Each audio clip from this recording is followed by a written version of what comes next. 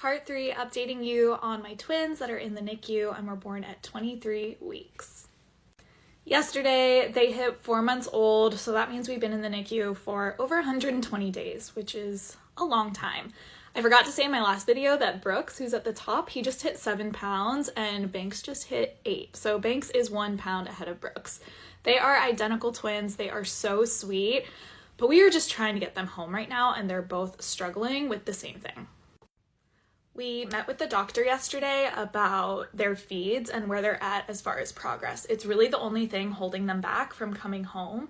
And we actually talked about a new therapy that they're going to use to help them with their swallowing techniques. And if that doesn't work, they're probably still going to need a feeding tube in their stomach when they come home.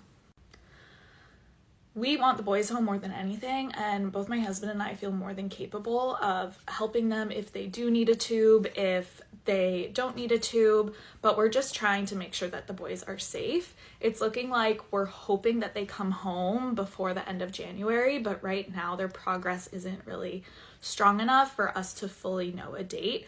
But we're trying this new therapy over the next week to see if it helps with their feeds.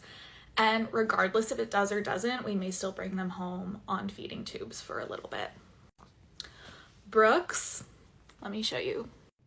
Brooks, who is baby B, will most likely need to come home also on oxygen if it's within the next few weeks.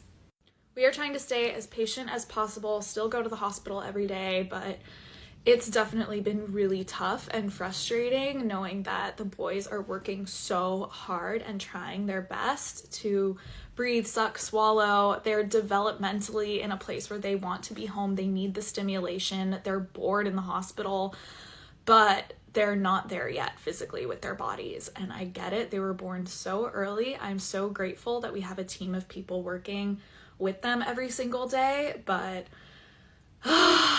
it's getting harder. I really think it's getting harder.